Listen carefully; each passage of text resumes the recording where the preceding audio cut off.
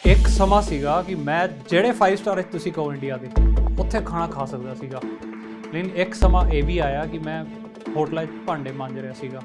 ਉਹ ਕਹਿੰਦਾ ਵੀ ਤੂੰ ਦਿਹਾੜੀ ਦਾ ਮਜ਼ਦੂਰ ਹੈਗਾ। ਮੈਂ ਕਿਹਾ ਮਜ਼ਦੂਰ ਕਹਿ ਰਿਹਾ ਤੂੰ?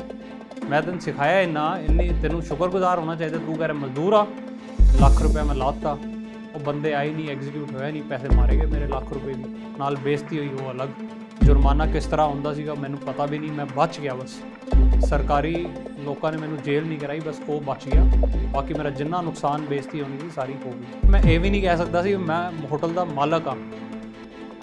ਸਿਚੁਏਸ਼ਨ ਇਸ ਤਰ੍ਹਾਂ ਦੀ ਸੀ। ਇਹ ਨਹੀਂ ਕਹਾਂਗਾ ਮੇਰੇ ਕੋਲ ਜ਼ਹਿਰ ਖਾਣ ਦੇ ਪੈਸੇ ਨਹੀਂ ਸੀਗੇ, ਇੰਨੇ ਸੀਗੇ ਕਿ ਵਧੀਆ ਤੋਂ ਵਧੀਆ ਕੁਆਲਿਟੀ ਦਾ ਜ਼ਹਿਰ ਖਾ ਸਕਦਾ ਸੀ। ਸਤਿ ਸ਼੍ਰੀ ਅਕਾਲ, ਮੇਰਾ ਨਾਮ ਮੋਹਿਤ ਠੁਕਰਾਲ ਹੈਗਾ ਅਤੇ ਮੈਂ ਇੰਡੀਆ ਦਾ 40 under 40 top influential corporate leaders ਵਿੱਚੋਂ ਇੱਕ ਹਾਂ। ਲੇਕਿਨ ਇਹ ਜਰਨੀ ਇਸ ਤਰ੍ਹਾਂ ਉੱਚੀ ਨਹੀਂ ਹੈਗੀ ਆ। ਇੱਕ ਸਮਾਂ ਸੀਗਾ ਜਦ ਮੈਂ ਹੋਟਲਾਂ 'ਚ ਬਰਤਨ ਮਾਂਜਦਾ ਸੀਗਾ, ਭਾਂਡੇ ਮਾਂਜ ਰਿਹਾ, ਲੋਕਾਂ ਨੂੰ ਸਰਵ ਕਰ ਰਿਹਾ, ਡਿਲੀਵਰੀਆਂ ਕਰ ਰਿਹਾ। ਇਹ ਸੱਚ ਸੀਗਾ, ਇਹ ਵੱਡੀ ਪੁਰਾਣੀ ਗੱਲ ਵੀ ਨਹੀਂ, 2018 ਦੀ ਗੱਲ ਹੈਗੀ ਆ। ਬਹੁਤ ਮੁਸ਼ਕਿਲ ਸਮਾਂ ਸੀਗਾ, ਬਹੁਤ ਪਰੇਸ਼ਾਨੀ ਹੋਈ ਅਤੇ ਲੇਕਿਨ ਮਿਹਨਤ ਦੇ ਨਾਲ, ਇਮਾਨਦਾਰੀ ਦੇ ਨਾਲ, ਕੁਝ ਸਕਿੱਲਸ ਵਧਾ ਕੇ ਮੈਂ ਇਸ ਮੁਕਾਮ 'ਤੇ ਪਹੁੰਚਿਆ। ਤੁਹਾਡੇ ਅੱਗੇ ਗੱਲ ਕਰ ਰਿਹਾ। ਮੈਂ ਤੁਹਾਨੂੰ ਆਪਣੀ ਰੀਅਲ ਸਟੋਰੀ ਦੱਸਦਾ। ਗੱਲ ਹੈਗੀ ਆ, ਇਹ ਤੁਸੀਂ 25-30 ਸਾਲ ਪਹਿਲੇ ਦੀ ਗੱਲ ਕਰ ਲਓ। ਨਿੱਕਾ ਜਿਹਾ ਮੁੰਡਾ ਸੀਗਾ, ਛੋਟੇ ਜਿਹੇ ਸ਼ਹਿਰ 'ਚ, ਕਰਨਾਲ ਤੋਂ। ਕੀ ਕਰਦੇ, ਸਾਡੇ ਇੰਨੇ ਜਿਹੇ ਸੁਪਨੇ ਹੁੰਦੇ ਸੀਗੇ ਕਿ ਸਵੇਰੇ ਸਕੂਲ ਜਾਣਾ, ਆ ਕੇ ਖੇਡਣਾ, ਸ਼ਾਮੀ ਥੋੜ੍ਹੀ ਜਿਹੀ ਪੜ੍ਹਾਈ ਕਰ ਲੈਣੀ ਆ, ਰਾਤੀ 9 ਵਜੇ ਮੰਜੀ 'ਤੇ ਸੋ ਜਾਣਾ, ਬਸ। ਕਰਨਾਲ ਵਿੱਚ ਪੜ੍ਹਦੇ ਸੀਗੇ, ਇੰਨੇ ਜਿਹੇ ਸੁਪਨੇ ਸੀਗੇ, ਹੋਰ ਸਾਨੂੰ ਕੁਝ ਪਤਾ ਨਹੀਂ ਸੀਗਾ। ਫਿਰ ਜਦ ਮੈਂ 10 ਸਾਲ ਦਾ ਹੋਇਆ ਤਾਂ ਮੈਂ ਆ ਗਿਆ ਦਿੱਲੀ। ਮੇਰੇ ਪੇਰੈਂਟਸ ਦਿੱਲੀ ਵਿੱਚ ਵਰਕਿੰਗ ਸੀਗੇ ਅਤੇ ਤਾਂ ਹੀ ਆਪਾਂ ਕਰਨਾਲ ਰਹਿੰਦੇ ਸੀਗੇ। ਮੇਰੇ ਪੇਰੈਂਟਸ 'ਚੋਂ ਮਦਰ ਨੇ ਜੋਬ ਛੱਡਤੀ ਅਤੇ ਮੈਂ ਦਿੱਲੀ ਆ ਗਿਆ ਅਤੇ ਉਹਨਾਂ ਦੇ ਨਾਲ ਰਹਿਣ ਲੱਗਿਆ। ਤਾਂ ਪਤਾ ਚੱਲਿਆ ਦਿੱਲੀ ਅਤੇ ਕਰਨਾਲ ਵਿੱਚ ਕਿੰਨਾ ਫਰਕ ਹੈਗਾ। ਨੋਰਮਲੀ ਲੋਕ ਕੀ ਸੋਚਦੇ ਨੇ, ਕਹਿੰਦੇ ਨੇ ਕਿ ਯਾਰ ਮੈਂ ਹਿੰਦੀ ਮੀਡੀਅਮ ਵਿੱਚ ਸੀਗਾ, ਇੰਗਲਿਸ਼ ਮੀਡੀਅਮ ਵਿੱਚ ਆ ਗਿਆ। What I feel, language is not a barrier to your success. Hindi ਵਿੱਚ ਗੱਲ ਕਰੋ, ਪੰਜਾਬੀ ਵਿੱਚ ਕਰੋ, ਮਰਾਠੀ ਵਿੱਚ ਕਰੋ, ਤਾਮਿਲ ਵਿੱਚ ਕਰੋ, ਫਰੈਂਚ ਵਿੱਚ ਕਰੋ, ਕੋਈ ਫਰਕ ਨਹੀਂ ਪੈਂਦਾ, ਤੁਸੀਂ ਸਕਸੈਸਫੁਲ ਹੋ ਜਾਓਗੇ। ਗੱਲ ਸੀਗੀ ਕਲਚਰਲ ਡਿਫਰੈਂਸ। ਕਰਨਾਲ ਦੇ ਨਿੱਕੇ ਨਿੱਕੇ ਸੁਪਨੇ, ਕੁਝ ਪਤਾ ਵੀ ਨਹੀਂ। ਦਿੱਲੀ ਆਏ ਅਤੇ ਕੀ ਪਤਾ ਲੱਗਿਆ। ਇੱਕ ਤੁਹਾਨੂੰ ਇੰਸੀਡੈਂਟ ਦੱਸਦਾ। ਮੈਨੂੰ ਪਿਆਸ ਲੱਗੀ ਸੀ, ਮੈਂ ਪਾਣੀ ਮੰਗਿਆ ਅਤੇ ਰੇਹੜੀ ਵਿੱਚ ਪਾਣੀ ਨਹੀਂ ਦਿੰਦੇ, ਪਾਣੀ ਦਿੱਤਾ। ਮੈਂ ਖੁਸ਼ ਹੋ ਗਿਆ, ਦਿੱਲੀ ਵਧੀਆ ਹੈ, ਇੱਥੇ ਠੰਡਾ ਪਾਣੀ ਮਿਲਦਾ ਹੈ। ਪਾਣੀ ਪੀਂਦੇ ਉਹਨੇ ਕਿਹਾ 25 ਪੈਸੇ। ਮੈਂ ਕਿਹਾ ਆਹ ਕੀ? ਕਹਿੰਦਾ 25 ਪੈਸੇ ਪਾਣੀ ਪੀਆ ਤੂੰ।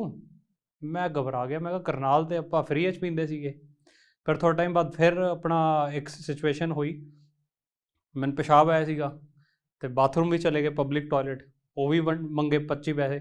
ਮੈਂ ਕਿਹਾ ਇਹ ਕੀ ਚੱਕਰ ਹੈ, ਦਿੱਲੀ ਕਿਸ ਤਰ੍ਹਾਂ ਹੈਗਾ, ਆਪਣਾ ਪੀਣ ਦੇ ਵੀ ਪੈਸੇ, ਛੱਡਣ ਦੇ ਵੀ ਪੈਸੇ, ਇਹ ਕੀ ਆ? ਮੈਂ ਘਬਰਾ ਗਿਆ, ਮੈਂ ਕਿਹਾ ਇਸ ਤਰ੍ਹਾਂ ਕਿਵੇਂ ਰਵਾਂਗੇ ਦਿੱਲੀ ਵਿੱਚ।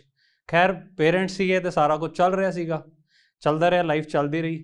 ਅਤੇ 12ਵੀਂ ਵਿੱਚ ਜਦ ਬੱਚੇ ਸੋਚਦੇ ਨੇ ਕਿ ਯਾਰ ਅੱਗੇ ਕੀ ਕਰਨਾ ਹੈ, ਮੇਰੇ ਨਾਲ ਕੀ ਹਾਦਸਾ ਹੋਇਆ। ਸਾਡੇ ਘਰ ਕੰਸਟਰਕਸ਼ਨ ਹੋ ਰਹੀ ਸੀਗੀ। ਕੰਸਟਰਕਸ਼ਨ ਦੇ ਟਾਈਮ ਮੇਰੇ ਫਾਦਰ ਦੀ ਜੋਬ ਇਸ ਤਰ੍ਹਾਂ ਸੀਗੀ, ਉਹ ਲੇਟ ਆਉਂਦੇ ਸੀਗੇ ਅਤੇ ਸਵੇਰੇ 5 ਵਜੇ ਤੋਂ ਲੈ ਕੇ ਰਾਤੀ 11 ਵਜੇ ਤੱਕ ਮੈਂ ਲੇਬਰਾਂ ਦੇ ਨਾਲ ਲੱਗਿਆ ਰਹਿੰਦਾ। ਕਦੇ ਇੱਥੇ ਵੱਜ ਰਿਹਾ, ਕਦੇ ਉੱਥੇ ਵੱਜ ਰਿਹਾ, ਕਦੀ ਸਕੂਟਰ ਲੈ ਕੇ ਸਮਾਨ ਲਾ ਰਿਹਾ, ਕਦੀ ਸਮਾਨ ਢੋ ਰਿਹਾ, ਕਦੀ ਸੀੜੀਆਂ ਚੜ੍ਹ ਰਿਹਾ, ਉਤਰ ਰਿਹਾ। ਮੈਨੂੰ ਹੋਸ਼ ਨਹੀਂ ਹੁੰਦਾ ਸੀਗਾ ਕਿ ਮੈਂ ਨਾਸ਼ਤਾ ਕੀਤਾ ਹੈ, ਲੰਚ ਕੀਤਾ ਹੈ, ਨਹੀਂ ਕੀਤਾ, ਪਤਾ ਹੀ ਨਹੀਂ ਹੁੰਦਾ ਸੀਗਾ। ਮੇਰੀ ਭੂਤ ਵਰਗੀ ਸ਼ਕਲ ਬਣ ਗਈ ਸੀਗੀ, ਪੂਰਾ ਕਾਲਾ ਕਲੂਟਾ ਹੋ ਗਿਆ ਸੀ ਮੈਂ। ਮਿੱਟੀ 'ਚ ਭਰਿਆ ਪਿਆ ਰਹਿੰਦਾ ਸੀਗਾ ਪੂਰੇ ਦਿਨ, ਕੱਪੜੇ ਫਟੇ ਰਹਿੰਦੇ ਸੀਗੇ ਕਿਉਂਕਿ ਲੇਬਰਾਂ ਦੇ ਨਾਲ ਹੀ ਕੰਮ ਕਰ ਰਿਹਾ ਸੀਗਾ ਮੈਂ। ਪੜ੍ਹਾਈ ਆਲਮੋਸਟ ਛੱਡਤੀ ਸੀਗੀ। ਮੈਂ ਰੀਅਲੀ ਹਾਫ ਈਅਰਲੀ ਐਗਜ਼ਾਮ ਨਹੀਂ ਦਿੱਤੇ। ਪ੍ਰੀ ਬੋਰਡ ਦਾ ਮੈਨੂੰ ਹੋਸ਼ ਨਹੀਂ ਕਿਹੜੇ ਸਬਜੈਕਟ ਦਾ ਦਿੱਤਾ, ਕਿਹੜਾ ਨਹੀਂ ਦਿੱਤਾ। ਬਸ ਇਸ ਤਰ੍ਹਾਂ ਲਾਈਫ ਚੱਲਦੀ ਰਹੀ। ਮੈਂ 3 ਮਹੀਨੇ ਤਿਆਰੀ ਕਰੀ, ਸਿਰਫ 3 ਮਹੀਨੇ, ਦਸੰਬਰ, ਜਨਵਰੀ, ਫਰਵਰੀ, ਪੜ੍ਹਾਈ ਕਰਕੇ ਪਾਸ ਪੂਸ ਹੋ ਗਿਆ, 73% ਨੰਬਰ ਆ ਗਏ। ਮੈਂ ਬੜਾ ਖੁਸ਼, ਮੈਂ ਕਿਹਾ ਯਾਰ ਵਧੀਆ ਹੋ ਗਿਆ। ਇੰਨਾ ਹੀ ਜੇ ਡਰੀਮ ਸੀਗਾ, ਹੋਰ ਕੁਝ ਪਤਾ ਨਹੀਂ ਸੀਗਾ। ਇੱਥੇ ਆ ਗਈ ਜੋਬ ਦੀ ਵਾਰੀ। ਜੋਬ ਵਿੱਚ ਜਦ ਤੁਸੀਂ ਦਿੱਲੀ ਆ ਗਏ, ਛੋਟੇ ਜਿਹੇ ਸ਼ਹਿਰ ਤੋਂ ਆਏ ਹੋ, ਤੁਸੀਂ ਟਰੀਟ ਕਰੇ ਜਾਂਦੇ ਹੋ ਵੀ ਤੁਸੀਂ ਛੋਟੇ ਸ਼ਹਿਰ ਤੋਂ ਹੀ ਹੋ। ਅਤੇ ਉਹ ਕਦੀ 8000 ਦੀ, 10000 ਦੀ ਜੋਬ ਫੜਾ ਰਹੇ ਸੀਗੇ, ਮੈਂ ਕੀਤੀ ਨਹੀਂ। ਮੈਨੂੰ ਇੱਕ ਕੰਮ ਮਿਲਿਆ ਬੁੱਕਸ ਟਰਾਂਸਲੇਸ਼ਨ ਦਾ, from Hindi language to English language. ਇੰਨਾ ਜਿਹਾ ਕੰਮ ਸੀਗਾ। ਮੈਂ ਕਿਹਾ ਇਹ ਵਧੀਆ ਯਾਰ, ਮੈਨੂੰ ਰੀਡਿੰਗ ਪਸੰਦ ਹੈਗੀ ਆ, ਠੀਕ ਹੈ ਜੀ। ਅਤੇ ਮੈਂ ਨਾਲ ਕਿਸ ਤਰ੍ਹਾਂ ਪੇ ਕਰਦੇ ਸੀਗੇ, 10 ਰੁਪਏ ਪੇਜ ਦਿੰਦੇ ਸੀਗੇ ਟਰਾਂਸਲੇਸ਼ਨ ਦਾ। ਅਗਰ ਤੁਸੀਂ ਉਸਨੂੰ ਟਾਈਪ ਵੀ ਕਰਕੇ ਦੋਗੇ ਤਾਂ 15 ਰੁਪਏ ਦੇਣਗੇ। ਮੈਂ ਕਿਹਾ ਯਾਰ ਮੈਂ ਟਾਈਪਿੰਗ ਸਿੱਖ ਲਈ ਮਹੀਨੇ 'ਚ। ਮੈਂ ਕਿਹਾ ਟਾਈਪਿੰਗ ਵੀ ਆ ਗਈ, ਕਿਤਾਬਾਂ ਵੀ ਫਰੀ ਮਿਲ ਗਈਆਂ ਪੜ੍ਹਨ ਦੀ, ਮੈਨੂੰ ਪੜ੍ਹਨ ਦਾ ਬੜਾ ਸ਼ੌਂਕ ਸੀਗਾ, ਨਾਲ ਪੈਸੇ ਵੀ ਆ ਰਹੇ ਨੇ। ਤੇ ਮੈਂ ਉਸ ਤੋਂ ਜ਼ਿਆਦਾ ਹੀ ਕਮਾ ਲੈਂਦਾ ਸੀਗਾ। ਮੈਂ ਕਿਹਾ ਕਿੱਥੇ ਜੌਬ ਕਰੀਏ 8-10 ਹਜ਼ਾਰ ਦੀ, ਪੈਸੇ ਜ਼ਿਆਦਾ ਮਿਲ ਜਾਂਦੇ ਸੀਗੇ, ਆਪਣੀ ਮਰਜ਼ੀ ਦਾ ਕੰਮ ਕਰੋ। ਮੈਂ ਕਰਦਾ ਰਿਹਾ। ਫਿਰ ਮੈਨੂੰ ਦਿਮਾਗ ਵਿੱਚ ਆਇਆ ਯਾਰ ਜੇ 10-20 ਹਜ਼ਾਰ ਦਾ ਕੋਈ ਫਾਇਦਾ ਨਹੀਂ, ਜਦ ਗੱਲ ਕਰੋ ਤਾਂ ਫਿਰ ਲੱਖਾਂ ਦੀ ਕਰੋ। ਮੈਂ ਕਿਹਾ ਹੁਣ ਕਰੀਏ MBA, ਨਾਲ MBA ਦੀ ਤਿਆਰੀ ਕਰਦਾ ਰਿਹਾ। MBA 'ਚ ਮੇਰਾ ਐਡਮਿਸ਼ਨ ਹੋ ਗਿਆ। ਮੈਨੂੰ ਬਹੁਤ ਚੰਗੇ ਕਾਲਜਾਂ 'ਚ ਆਫਰ ਆਏ ਸੀਗੇ, ਬੰਗਲੌਰ ਦਾ ਕ੍ਰਾਈਸਟ ਕਾਲਜ ਤੇ ਬੰਬੇ ਦਾ ਵੀ ਆਇਆ ਸੀਗਾ, ਨਾਰਸੀ ਮੌਂਜੀ। ਮੈਂ ਗਿਆ ਨਹੀਂ ਕਿਤੇ, ਮੈਂ ਰਹਿਣਾ ਚਾਹੁੰਦਾ ਸੀਗਾ ਆਪਣੇ ਪੇਰੈਂਟਸ ਦੇ ਨਾਲ ਹੀ, ਮੈਂ ਘਰ 'ਚ ਹੀ ਰਵਾਂਗਾ, ਉਹਨਾਂ ਦੀ ਸੇਵਾ ਕਰਾਂਗਾ, ਦੈਟਸ ਇਟ।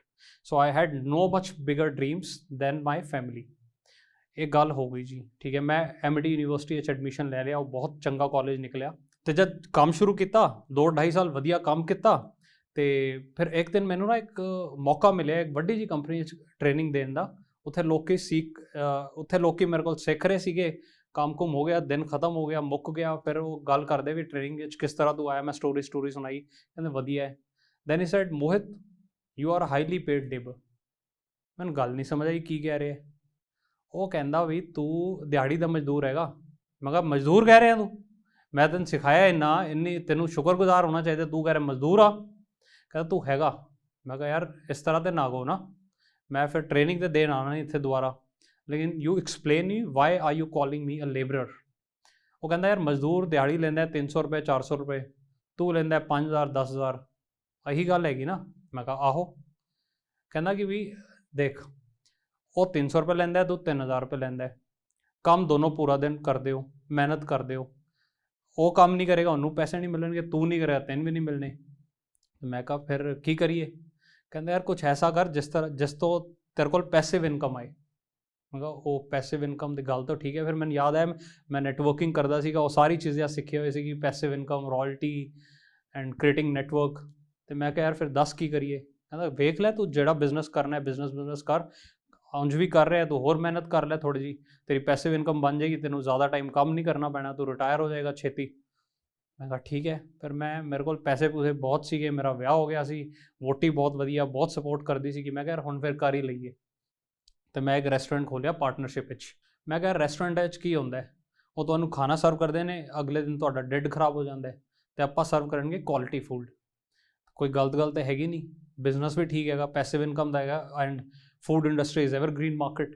ਤੇ ਮੈਂ ਕਿਹਾ ਚੱਲ ਠੀਕ ਹੈ। ਤੇ ਇੱਕ ਬੰਦਾ ਮਿਲ ਗਿਆ, ਬਹੁਤ ਵਧੀਆ ਬੰਦਾ, ਮਜ਼ਾ ਆ ਗਿਆ, ਮਤਲਬ ਉਸ ਦੇ ਨਾਲ ਕੰਮ ਕਰਕੇ ਨਾ ਵੀ ਮੈਂ ਕਿਹਾ ਯਾਰ ਇਹ ਸਹੀ ਟੱਕਰ ਗਿਆ, ਇਹ ਭਗਵਾਨ ਜਿਸ ਤਰ੍ਹਾਂ ਕਰਦਾ ਨਾ ਤੁਹਾਡੇ ਨਾਲ ਹਮੇਸ਼ਾ ਚੰਗਾ ਹੀ ਕਰਦਾ। ਆਪਾਂ ਸ਼ੁਰੂ ਕਰਤਾ। ਮੈਂ ਪੂਰੀ ਇਨਵੈਸਟਮੈਂਟ ਜਿਹੜੀ ਸੀਗੀ ਮੇਰੇ 7-8 ਸਾਲਾਂ ਦੀ ਕਮਾਈ ਮੈਂ ਲਾਤੀ, ਤੇ ਪੂਰੇ ਪੈਸੇ ਲੱਗ ਗਏ। ਵਧੀਆ ਜਿਹਾ ਇੱਕ ਬਹੁਤ ਵਧੀਆ ਰੈਸਟੋਰੈਂਟ ਖੋਲ੍ਹਤਾ। 1-2 ਮਹੀਨੇ ਆਪਣਾ ਪ੍ਰੋਗਰੈਸ ਕੀਤੀ, ਮਾਰਕੀਟਿੰਗ ਕਰੀ, ਸੇਲਸ ਕੀਤੀ, ਤੇ ਮੈਂ ਔਨ ਗਰਾਊਂਡ ਮਾਰਕੀਟਿੰਗ ਬਹੁਤ ਕੀਤੀ। ਲੱਖਾਂ ਰੁਪਏ ਦੇ ਆਰਡਰ ਲੈ ਕੇ ਆ ਰਹੇ ਹਾਂ, ਲੇਕਿਨ ਉਸ ਬੰਦੇ ਨੇ ਨਾ ਮੈਨੂੰ ਡਿਚ ਕਰਤਾ, ਧੋਖਾ ਦੇ ਦਿੱਤਾ। ਤੇ ਉਸ ਦਾ ਕਨਸੈਪਟ ਕੀ ਸੀਗਾ ਪਾਰਟਨਰਸ਼ਿਪ ਦਾ, ਸੇਲਸ ਮਾਰਕੀਟਿੰਗ ਸਰਵਿਸ ਮੇਰੇ ਵੱਲੋਂ, ਲੋਕੇਸ਼ਨ ਦਾ ਖਰਚਾ ਮੇਰਾ, ਤੇ ਕਿਚਨ ਦਾ ਸਾਰਾ ਉਸਦਾ। ਔਰ ਉਹ ਕੰਡੀਸ਼ਨਾਂ ਵੀ ਠੀਕ ਸੀਗੀਆਂ ਕਿਉਂਕਿ ਮੈਂ ਸੇਲਸ ਐਂਡ ਮਾਰਕੀਟਿੰਗ ਐਕਸਪਰਟ ਹੈਗਾ। ਔਰ ਬਸ ਮੇਰਾ ਰਹਿ ਕੀ ਗਿਆ ਵੀ ਚਲੋ ਲੋਕੇਸ਼ਨ ਇੱਕ ਵਾਰੀ ਲੈਣੀ ਹੈਗੀ, ਉਹ ਚੁਣ ਲਾਂਗੇ ਵਧੀਆ ਜੀ ਲੋਕੇਸ਼ਨ, ਤੇ ਕੰਮ ਕਰਦੇ ਰਹਿਣਗੇ। ਉਹਦਾ ਕਿਚਨ ਦਾ ਕੰਮ ਸੀਗਾ ਵੀ ਖਾਣਾ ਕਿਸ ਤਰ੍ਹਾਂ ਬਣਾਉਣਾ ਹੈ, ਪ੍ਰੋਕਿਉਰਮੈਂਟ ਕਰਨੀ ਹੈ, ਕੀ ਸਮਾਨ ਲਾਉਣਾ ਹੈ, ਕਿੰਨਾ ਲਾਉਣਾ ਹੈ, ਕੀ ਕਾਸਟ ਹੁੰਦੀ ਹੈ। ਹੀ ਸੈਡ ਆਈਲ ਆਪਟੀਮਾਈਜ਼ ਐਵਰੀਥਿੰਗ, ਇਹ ਕਰ ਦਾਂਗੇ। ਠੀਕ ਹੈ ਜੀ। ਕੰਮ ਚੱਲ ਪਿਆ, ਕੰਮ ਕਰ ਰਹੇ ਸੀਗੇ, 2 ਮਹੀਨੇ ਹੋ ਗਏ। ਫਿਰ ਉਸਨੇ ਨਾ ਆਪਣੇ ਬੰਦੇ ਭੇਜਣੇ ਛੱਡ ਤੇ, ਕਦੀ ਕੋਈ ਮੁੰਡਾ ਆ ਰਿਹਾ, ਕਦੀ ਨਹੀਂ ਆ ਰਿਹਾ, ਕਦੀ ਰਸੋਈਆ ਕਹਿ ਰਿਹਾ ਕਿ ਮੈਂ ਅੱਜ ਛੁੱਟੀ 'ਤੇ, ਅੱਜ ਮੈਂ ਬਿਮਾਰ ਹਾਂ, ਅੱਜ ਮੈਂ ਛੇਤੀ ਜਾ ਰਿਹਾ। ਬਸ ਉਹੀਓ ਚੱਲਦਾ ਰਿਹਾ। ਤੀਜੇ ਚੌਥੇ ਮਹੀਨੇ ਸਾਡੀ ਸੇਲ ਹੋ ਗਈ ਡਿਪ। ਮੈਂ ਕਾਰਪੋਰੇਟ ਆਰਡਰ ਫੜਿਆ ਗਵਰਨਮੈਂਟ, ਤੇ ਮੈਂ ਕਾਰਪੋਰੇਟ ਆਰਡਰ ਫੜਿਆ ਸਰਕਾਰੀ, ਉਹ 3 ਲੱਖ ਦਾ ਆਰਡਰ ਸੀਗਾ, ਬਹੁਤ ਵਧੀਆ ਆਰਡਰ। ਮੈਂ ਕਿਹਾ ਇੱਥੋਂ ਨਾ ਮਹੀਨੇ ਦੀ ਕਮਾਈ ਨਿਕਲ ਆਏਗੀ। ਤੇ ਆਪਾਂ ਆਰਡਰ, ਮੈਂ ਕਿਹਾ 1 ਰਾਤ ਦਾ ਕੰਮ ਹੈਗਾ, ਖਾਣਾ ਖੁਣਾ ਬਣਾ ਕੇ ਸਰਵ ਕਰਨਾ ਹੈ, ਪੂਰੀ ਕਮਾਈ ਨਿਕਲ ਆਏਗੀ। ਉਹ ਆਰਡਰ ਲੈ ਲਿਆ, ਥੋੜ੍ਹਾ ਜਿਹਾ ਐਡਵਾਂਸ ਵੀ ਲੈ ਲਿਆ। ਉਸ ਦਿਨ ਕੀ ਹੋਇਆ, ਪ੍ਰੀਪਰੇਸ਼ਨ ਢੰਗ ਨਾਲ ਹੋਈ ਨਹੀਂ, ਆਰਡਰ ਐਗਜ਼ੀਕਿਊਟ ਨਹੀਂ ਹੋ ਗਿਆ, ਪੈਸੇ ਸਾਰੇ ਮਾਰੇ ਗਏ ਜਿੰਨੇ ਆਪਾਂ ਲਾਏ ਸੀਗੇ। ਔਰ ਸਾਰਾ ਖਰਚਾ ਮੈਂ ਹੀ ਕੀਤਾ ਸੀਗਾ, ਸਮਾਨ ਦਾ, ਸਭ ਕੁਝ ਦਾ, ਕਿਉਂਕਿ ਉਹ ਬੰਦਾ ਅਵੇਲੇਬਲ ਨਹੀਂ ਸੀਗਾ। ਕਹਿੰਦਾ ਤੂੰ ਕਰ ਲੈ ਯਾਰ, ਲੱਖ ਰੁਪਇਆ ਲੱਗਣਾ ਮੁਸ਼ਕਿਲ ਨਾਲ, ਤੇ 2 ਲੱਖ ਦਾ ਪ੍ਰੋਫਿਟ ਹੈਗਾ, ਉਹ ਵੀ ਵੰਡ ਲਾਂਗੇ, ਜਿਹੜੀ ਸਾਡੀ ਟਰਮ ਸੀਗੀਆਂ। ਮੈਂ ਕਿਹਾ ਠੀਕ ਹੈ ਕੋਈ ਗੱਲ ਨਹੀਂ, ਇੱਕ ਦਿਨ ਤੇ ਗੱਲ ਹੈਗੀ, ਐਡਵਾਂਸ ਵੈਸੇ ਹੀ ਆ ਚੁੱਕੇ 20-30 ਹਜ਼ਾਰ, ਲੱਖ ਰੁਪਇਆ ਮੈਂ ਲਾਤਾ। ਉਹ ਬੰਦੇ ਆਏ ਨਹੀਂ, ਐਗਜ਼ੀਕਿਊਟ ਹੋਇਆ ਨਹੀਂ, ਪੈਸੇ ਮਾਰੇ ਗਏ ਮੇਰੇ ਲੱਖ ਰੁਪਏ ਵੀ, ਨਾਲ ਬੇਇੱਜ਼ਤੀ ਹੋਈ ਉਹ ਅਲੱਗ। ਜੁਰਮਾਨਾ ਕਿਸ ਤਰ੍ਹਾਂ ਹੁੰਦਾ ਸੀਗਾ ਮੈਨੂੰ ਪਤਾ ਵੀ ਨਹੀਂ, ਮੈਂ ਬਚ ਗਿਆ। ਬਸ ਸਰਕਾਰੀ ਲੋਕਾਂ ਨੇ ਮੈਨੂੰ ਜੇਲ੍ਹ ਨਹੀਂ ਕਰਾਈ, ਬਸ ਉਹ ਬਚ ਗਿਆ। ਬਾਕੀ ਮੇਰਾ ਜਿੰਨਾ ਨੁਕਸਾਨ ਬੇਇੱਜ਼ਤੀ ਹੋਣੀ ਸੀ ਸਾਰੀ ਹੋ ਗਈ। ਮੇਰਾ ਮੂਡ ਆਫ ਹੋ ਗਿਆ। ਮੈਂ ਕਿਹਾ ਹੁਣ ਨਹੀਂ ਕਰਨਾ ਕੰਮ। ਮੈਂ ਉਹਨੂੰ ਕਹਿ ਦਿੱਤਾ ਵੀ ਹੁਣ ਮੈਂ ਕੰਮ ਨਹੀਂ ਕਰਨਾ ਤੁਹਾਡੇ ਨਾਲ, ਪਰ ਮੇਰੀ ਪੂਰੀ ਇਨਵੈਸਟਮੈਂਟ ਲੱਗੀ ਹੋਈ ਸੀ। 2 ਦਿਨ ਮੈਂ ਪਰੇਸ਼ਾਨ ਰਿਹਾ। ਫਿਰ ਮੈਂ ਕਾਲ ਕੀਤੀ ਉਹਨੂੰ, ਕਹਿੰਦਾ ਕੋਈ ਗੱਲ ਨਹੀਂ, ਇਹ ਹੁੰਦਾ ਹੈ, ਚੀਜ਼ਾਂ ਹੁੰਦੀਆਂ ਨੇ, ਕੋਈ ਨਹੀਂ ਮੈਂ ਕਵਰ ਕਰਾ ਦਾਂਗਾ, ਚਿੰਤਾ ਨਾ ਕਰ ਤੂੰ, ਮੇਰੇ ਕੋਲ ਲੈ ਲੱਖ ਰੁਪਇਆ। ਮੈਂ ਫਿਰ ਸ਼ਰਮ ਨਾਲ ਮੰਗਿਆ ਵੀ ਨਹੀਂ। ਮੈਂ ਕਿਹਾ ਕੋਈ ਗੱਲ ਨਹੀਂ, ਜਦ ਬੰਦਾ ਕਹਿ ਰਿਹਾ ਹੈ ਅਤੇ ਪ੍ਰੋਫਿਟ ਵੀ ਕਰਾਏਗਾ ਅੱਗੇ, ਮੈਂ ਮੰਗਿਆ ਨਹੀਂ, ਪੈਸੇ ਮੰਗੇ ਨਹੀਂ ਉਹਦੇ ਕੋਲੋਂ। ਫਿਰ ਅੱਗੇ ਚੱਲਦੇ ਰਹੇ। ਫਿਰ ਮਹੀਨਾ ਡੇਢ ਹੋਰ ਹੋ ਗਿਆ, ਮੇਰੇ ਕੋਲ ਇੱਕ 6 ਲੱਖ ਦਾ ਆਰਡਰ ਵੀ ਆ ਗਿਆ, ਉਹ ਵੀ ਉਹਨੇ ਐਗਜ਼ੀਕਿਊਟ ਨਹੀਂ ਕੀਤਾ। ਲੋਸ ਤੇ ਲੋਸ ਵੱਧਦੇ ਜਾ ਰਹੇ ਸੀਗੇ। ਮੈਂ ਇੰਨਾ ਪਰੇਸ਼ਾਨ, ਮੈਂ ਕਿਹਾ ਕੀ ਕਰਤਾ ਮੈਂ ਕੀ ਪਾਪ ਕੀਤੇ ਨੇ।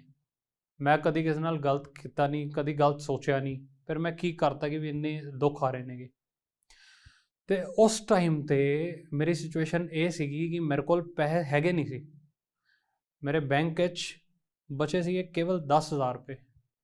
10,000 ਰੁਪਏ 'ਚ ਮੈਂ ਸੋਚਿਆ ਯਾਰ ਇਹ ਤਾਂ ਬਿਜਲੀ ਪਾਣੀ ਦਾ ਬਿੱਲ ਵੀ ਨਹੀਂ ਭਰਿਆ ਜਾਣਾ ਇਸ ਮਹੀਨੇ ਦਾ, ਰੋਟੀ ਕਿਵੇਂ ਖਾਵਾਂਗੇ, ਅਗਲੇ ਮਹੀਨੇ ਕੀ ਕਰਾਂਗੇ। ਮੈਂ ਪਰੇਸ਼ਾਨ ਹੋ ਗਿਆ।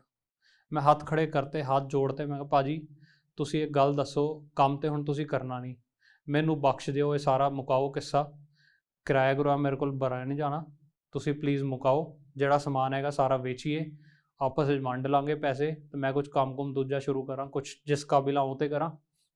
7-8 ਮਹੀਨੇ ਹੋ ਚੁੱਕੇ ਸੀਗੇ, ਬਹੁਤ ਦਿੱਕਤਾਂ ਸੀਗੀਆਂ। ਉਹ ਕਹਿੰਦਾ ਕਿ ਵੀ ਮੋਹਿਤ ਤੈਨੂੰ ਪੈਸੇ ਚਾਹੀਦੇ ਨਾ। ਮੈਂ ਕਿਹਾ ਹਾਂਜੀ ਭਾਈ, ਕਮਾਣੇ ਆ ਤਾਂ ਹੀ ਤਾਂ ਕੰਮ ਕਰ ਰਹੇ ਨੇ। ਕਹਿੰਦਾ ਇੱਕ ਗੱਲ ਕਰ, ਇੱਕ ਕੰਮ ਕਰਦੇ ਹਾਂ, ਮੇਰੇ 4 ਰੈਸਟੋਰੈਂਟ ਨੇ ਦਿੱਲੀ 'ਚ, ਤੂੰ ਨਾ ਉਹ ਸਾਂਭ ਲੈ ਅਤੇ ਉਹਦੀ ਗਰੋਥ ਵੀ ਕਰ ਲੈ, ਤੂੰ ਸੇਲਸ ਮਾਰਕੀਟਿੰਗ ਵਧੀਆ ਕਰਦਾ ਹੀ ਹੈਗਾ, ਤੂੰ ਸਾਂਭ ਲੈ ਅਤੇ ਤੈਨੂੰ ਮੈਂ ਪੈਸੇ ਦੇ ਦਿਆ ਕਰਾਂਗਾ, ਠੀਕ ਹੈ ਨਾ।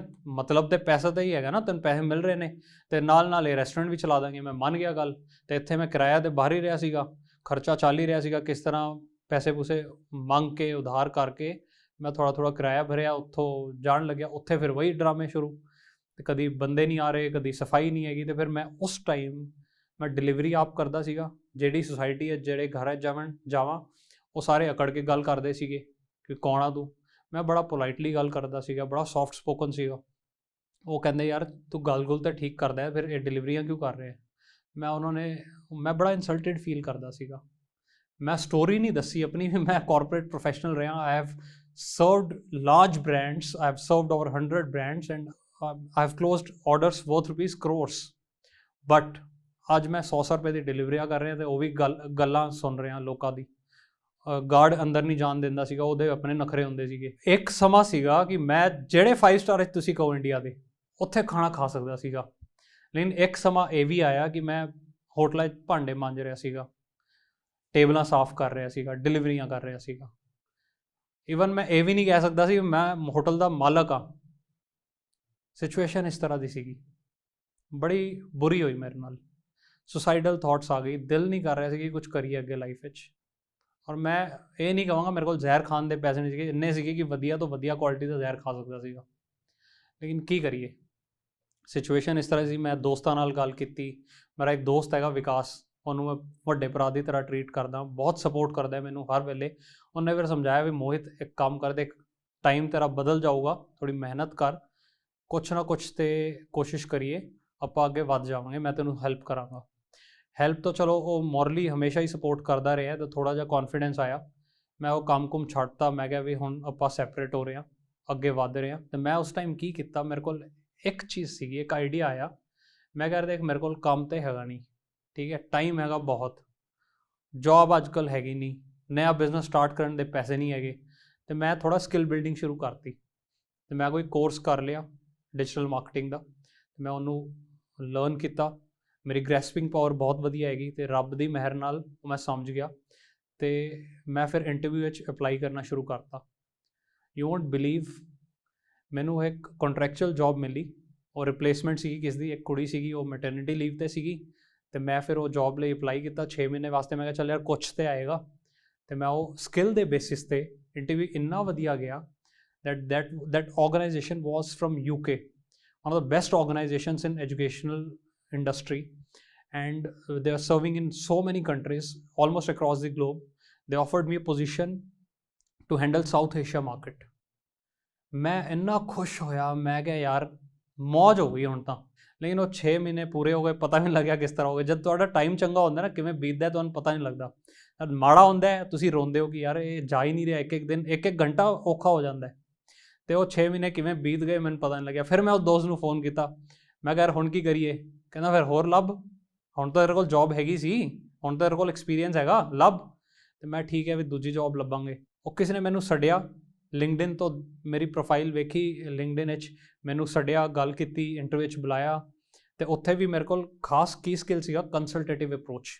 ਸੋ I was not appearing for the interview, I was just consulting that organisation ਵੀ ਤੁਸੀਂ ਕੀ ਕਰੋ, ਕੀ ਕਰੀਏ ਮਾਰਕੀਟਿੰਗ ਵਿੱਚ, ਕਿਸ ਤਰ੍ਹਾਂ ਤੁਹਾਡਾ ਬਿਜ਼ਨਸ ਵਧੇਗਾ, ਕੀ ਤਰੀਕੇ ਨੇ, ਕੀ ਛੱਡਣਾ ਪਏਗਾ, ਕੀ ਨਹੀਂ ਕਰਨਾ, ਕੀ ਮਿਸਟੇਕਸ ਹੁੰਦੀਆਂ ਨੇ B2B ਬਿਜ਼ਨਸ ਵਿੱਚ। ਤੇ ਮੈਂ ਸਾਰਾ ਕੰਸਲਟੇਸ਼ਨ ਦੇ ਦਿੱਤੀ। 3-4 ਘੰਟੇ ਬਹਿ ਗਏ, ਕਈ ਇੰਟਰਵਿਊਜ਼, ਕਈ ਰਾਊਂਡਸ ਆਫ ਇੰਟਰਵਿਊਜ਼ ਹੋਏ। ਤੇ ਇੱਕ ਖਾਸ ਚੀਜ਼ ਹੋਈ, ਨੈਗੋਸੀਏਸ਼ਨ ਨਹੀਂ ਹੋਈ। ਮੈਂ ਜਿਹੜੀ ਸੈਲਰੀ ਚਾਹੀਦੀ ਸੀ ਉਹ ਮਿਲ ਗਈ। ਤੇ ਆਪਾਂ ਦਿਨ ਰਾਤ 24 ਘੰਟੇ ਕੰਮ ਕੀਤਾ ਹੈ। ਤੇ ਉਸ ਦਾ ਨਤੀਜਾ ਕੀ ਹੋਇਆ?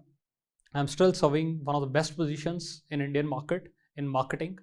I am India's 40 under 40 top influential corporate leaders. I have been awarded as Marketing Professional of the Year by Entrepreneurs Forum India. And very recently, I got Visual Storyteller Award by MS Talks. ਚਾਹੇ ਤੁਹਾਡੇ ਕੋਲ ਪੈਸਾ ਹੋਏ ਨਾ ਹੋਏ, ਚਾਹੇ ਰੁਤਬਾ ਹੋਏ ਨਾ ਹੋਏ, ਚਾਹੇ ਤੁਸੀਂ ਸਮਰਿੱਧ ਪਰਿਵਾਰ ਤੋਂ ਹੋ, ਗਰੀਬ ਪਰਿਵਾਰ ਤੋਂ ਹੋ, ਕਿਸ ਰਿਲੀਜਨ ਦੇ ਹੋ, ਕੋਈ ਫਰਕ ਨਹੀਂ ਪੈਂਦਾ। ਉਹ ਚੀਜ਼ ਹੈਗੀ ਤੁਹਾਡੀ ਜ਼ੁਬਾਨ। ਤੇ ਜਿਸ ਤਰ੍ਹਾਂ ਤੁਹਾਡਾ ਸੁਭਾਅ ਹੈਗਾ, ਤੁਹਾਡਾ ਕਰੈਕਟਰ ਹੈਗਾ, ਤੁਹਾਡਾ ਬਿਹੇਵੀਅਰ ਹੈਗਾ ਲੋਕਾਂ ਦੇ ਕੋਲ, ਲੋਕਾਂ ਦੇ ਵੱਲੋਂ, ਉਹ ਹੀ ਤੁਹਾਨੂੰ ਅੱਗੇ ਲੈ ਜਾਏਗਾ, ਔਰ ਕੋਈ ਚੀਜ਼ ਨਹੀਂ ਹੈ। ਜੋਸ਼ ਟਾਕਸ ਹੁਣ Spotify ਐਕਸਕਲੂਸਿਵ ਪੋਡਕਾਸਟ ਹੈ, ਜਿਹਦੇ ਨਾਲ ਜੋਸ਼ ਟਾਕਸ ਦੀਆਂ ਸਾਰੀਆਂ ਕਹਾਣੀਆਂ ਆਡੀਓ ਫਾਰਮੈਟ 'ਚ ਵੀ ਉਪਲਬਧ ਹੋਣਗੀਆਂ ਸਿਰਫ ਤੇ ਸਿਰਫ Spotify ਤੇ। ਤੇ ਹਾਂ, ਜੇ ਇਹ ਵੀਡੀਓ ਚੰਗੀ ਲੱਗੀ ਤਾਂ ਜੋਸ਼ ਟਾਕਸ ਪੋਡਕਾਸਟ ਨੂੰ ਤੁਸੀਂ Spotify ਤੇ ਫੋਲੋ ਕਰ ਸਕਦੇ ਹੋ ਐਂਡ ਸੁਣ ਸਕਦੇ ਹੋ ਇਹ ਜਿਹੀਆਂ ਹੋਰ ਬਹੁਤ ਸਾਰੀਆਂ ਇਨਸਪਾਇਰਿੰਗ ਕਹਾਣੀਆਂ ਸਿਰਫ Spotify ਤੇ।